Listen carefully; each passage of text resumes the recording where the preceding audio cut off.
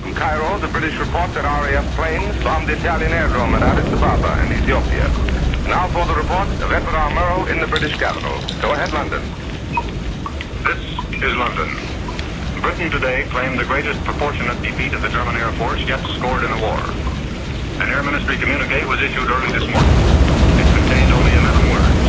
It said, "It is now known that 140 enemy aircraft were destroyed yesterday. The Royal Air Force lost only 16 of its fighter planes, but the pilots of 8 are safe," says the Air Ministry. It is reported that planes are over a southeast coastal town this morning. Today's RAF communique from Cairo says that their bombers raided Addis Ababa and bombed the military aerodrome at that city in Abyssinia. Direct hits were registered on 4 hangars, and a gasoline fire was started as a result of the bombing. More than 600 German bombers and fighters crossed the coast of England yesterday in 3 night attacks. According to several London newspapers, all the German planes were on their way to attack London. But according to official sources, the German raiders were seeking military objectives on London's outskirts. In the last raid of the day, 70 German bombers turned back when greeted by a shrapnel barrage over the Thames estuary. During last night and early today, the German Air Force confined itself to sending over airplanes one at a time. A few bombs were dropped in the darkness on the southeast coast. The Ministry of Home Security issued a new order this morning.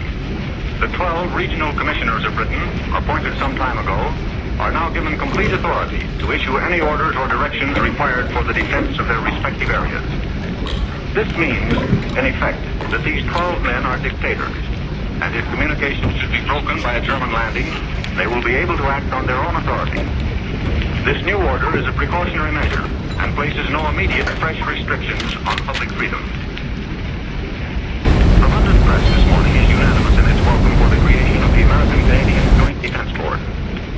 There is not a great deal of speculation concerning the implications of this move, but the general impression given to British readers is that it is the first step towards a complete military alliance between Canada and the United States. The opinion is current in London that the United States will secure, probably by lease, military bases in British possessions to help guard the approaches to North America.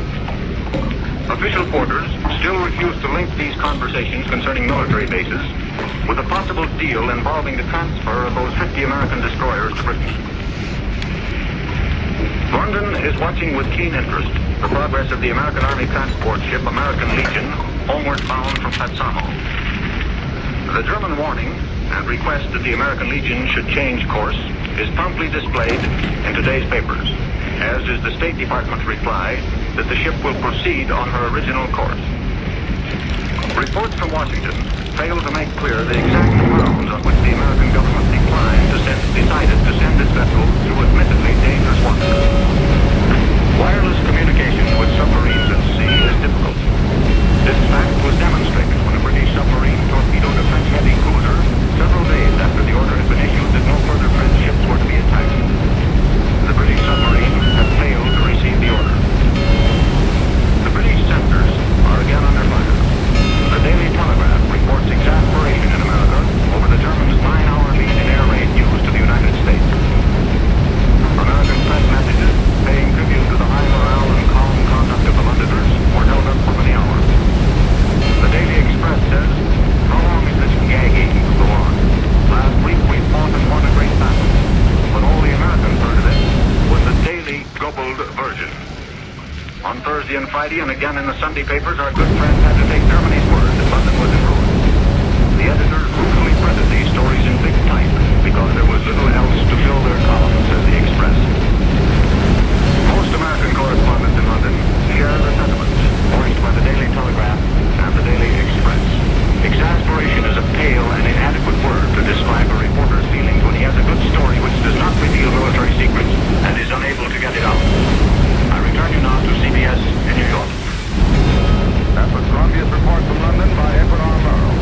Here's the dispatch from Basel, Switzerland.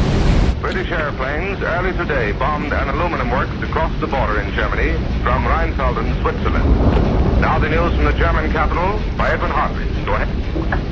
This is Berlin. Last night, German planes attacked oil depots in the London area, ammunition factories at Norwich and Essex, and the harbors of Milford Haven, Avonmouth, Bournemouth, and Weymouth, according to the High Command communique just released. Airfields in South England and those near Liverpool were also bombed, it is claimed here. The Germans stated yesterday and last night a total of 147 British planes were shot down, of which 23 were destroyed on the ground or by anti-aircraft fire. Also, the British defense forces are reported to have lost 23 barrage balloons, while for the day and night operations, the Germans spent a loss on 36 planes. The German government has sent the British government a note to the